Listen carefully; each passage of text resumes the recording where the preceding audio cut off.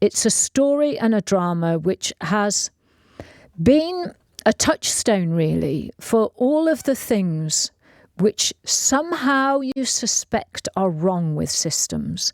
And then it came to light, and it was told very brilliantly. Now, my question for you, and I really want to hear your opinions on this, because so much has happened. The drama only finished a week last Thursday, so 10 days ago. So much has happened since then. It's another drama every single day. Front pages in the newspapers, headlines in the news on LBC and other places about the next step. So my question is, what would real accountability for the companies and the individuals and the politicians involved look like to you? So I'm just going to run you through a few elements here. On Wednesday, just gone last week, just prior to Prime Minister's questions, Rishi Sunak announced a new piece of legislation to quash the convictions for those who were wrongly found guilty as part of the scandal. This is what he said.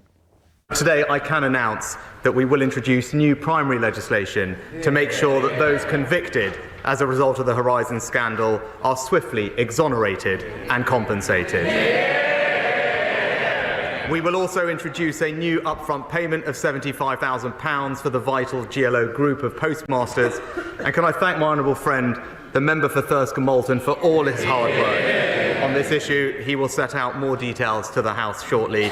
We will make sure that the truth comes to light, we right the wrongs of the past, and the victims get the justice they deserve. And a lot of thanking of each other from politicians then went on. On Thursday, the Post Office fraud investigator, Stephen Bradshaw, appeared in front of the Horizon inquiry, which is continuing. And one of the key revelations, quite shocking, was that he didn't even write one of his court statements defending the Horizon system. Here he was being questioned by the inquiry's lawyer, Julian Blake. Having given the evidence that you've just given about your lack of knowledge of the system, your lack of knowledge of technical matters, do you think it was appropriate for you to write that in a witness statement, that the Post Office has absolute confidence in the robustness and integrity of the Horizon system? I was given that statement by Cartwright King and told to put that statement through. In hindsight, after I've put further in my previous statements, there probably should have been another line stating that these are not my words, but the statement is produced as a business statement. Wow. On Friday, yes, it does go on, LBC presenter Paul Brand confronted the Lib Dem leader, Sir Ed Davey, about his role in the Horizon scandal, and specifically whether or not he would apologise to the postmasters. Now, you have to remember that Ed Davey previously had been the minister, I think it was from 2010 to 2012, as a Postmaster General in the coalition government.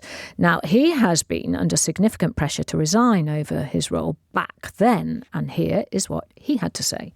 Of course, I regret. That's not an apology.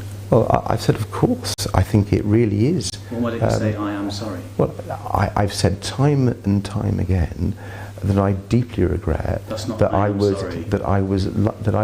lied to. I was lied to on an industrial scale, and of course, I'm sure every other post office minister who was lied to regrets that they were part of this huge conspiracy that the post office perpetrated. Why can't you say sorry? Well, of course, I feel that I'm right to express regret for not getting to the bottom. Say sorry.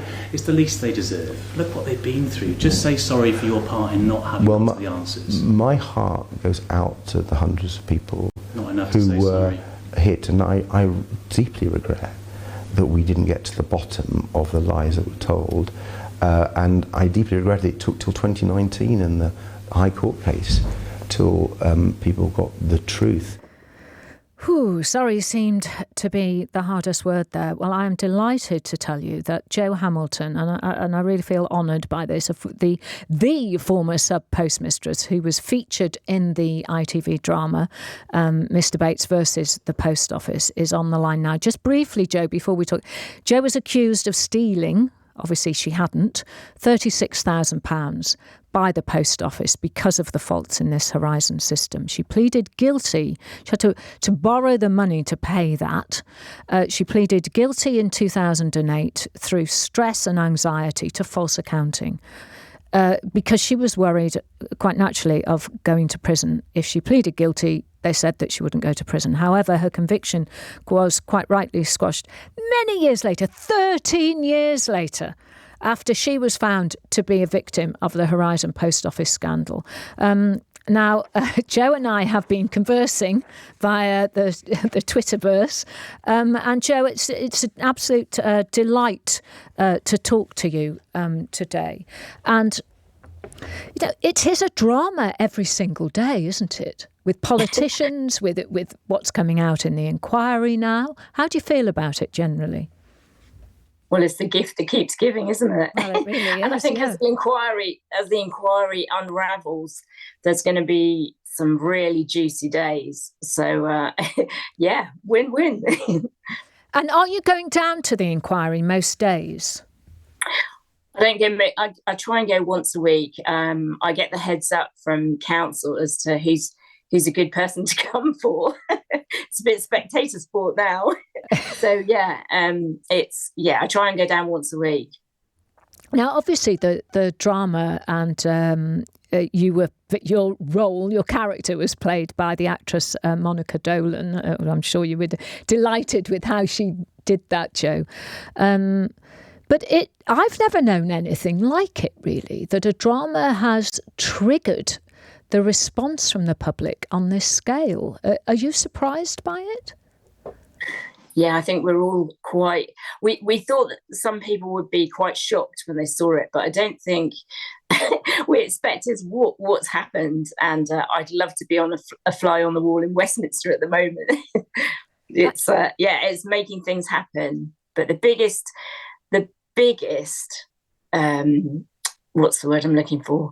The biggest travesty of the whole thing is the group that actually fought alongside, Alan Bates and his merry men. Yeah, they've not been properly compensated. Well, they've had virtually nothing, shall I say, which is just awful. Because I was lucky, in inverted commas, if you say, because I was criminally prosecuted. And when your conviction gets quashed, you have a route to criminal compensation because they've got 3 different schemes running.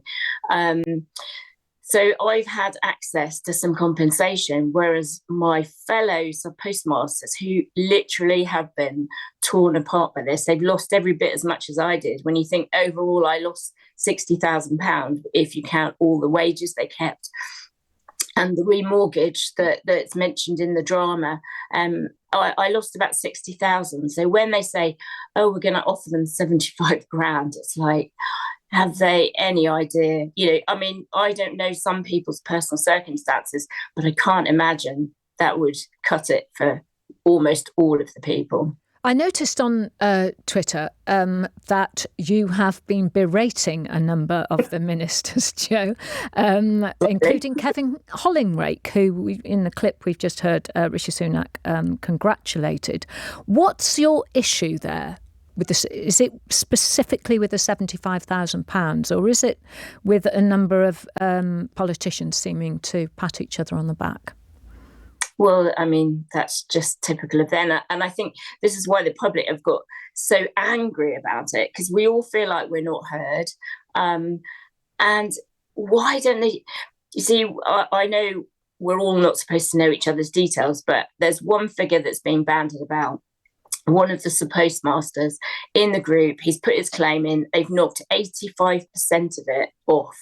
Then it goes back in to be argued upwards, and then in and out. And eventually they're settled probably somewhere around 60, 70% of what the original claim is.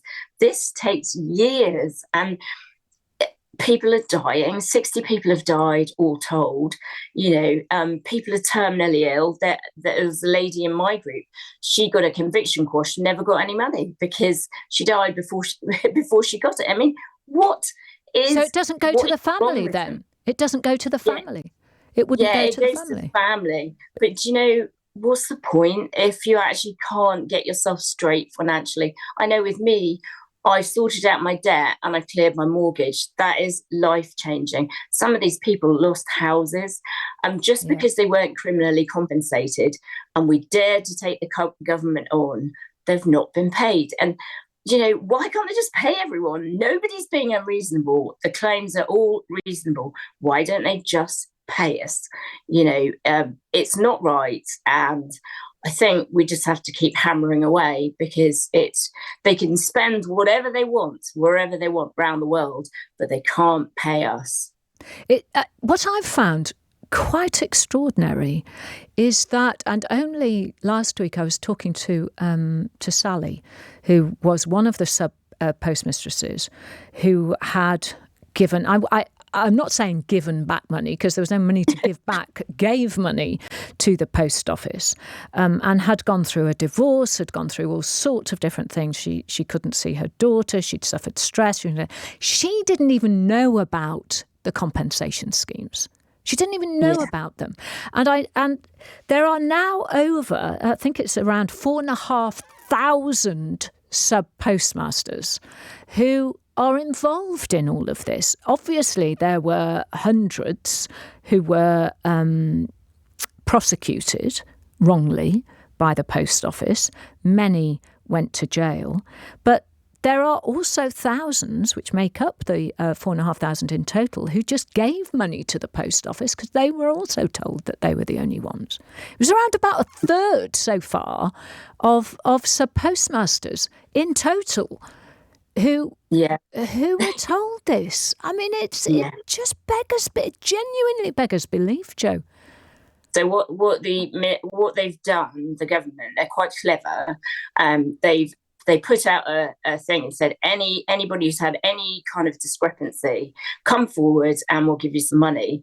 So 3,500 people turn out, put claims in, and they're not represented by lawyers. They said, come to us, we'll be fair. Well, no, they weren't. So then when they settle off 2,000 of them at ridiculous amounts of money, they can then skew the figures and say they've paid 64% of the sub-postmasters. Yeah. Only 5% of the group have been paid. 64%, and I mean, it sounds fabulous, doesn't it? And they throw 600 grand up into the air. So everyone thinks, well, what are they beefing about? It's 600 grand. That's for people who've got a criminal conviction. Yeah. If you did the maths, can you imagine saying to them, you're going to be trashed, we'll take all your money, and then you've got to work for nothing? I mean, it beggars belief how long they'd last if they had to last like we did. Jo, before I lose you here, Kevin Hollingrake has said he wants those responsible for the post office scandal to be jailed. I don't think he's specified whether they are just people and individuals in the post office or whether they are those who also worked for Fujitsu, or whether or not they are politicians.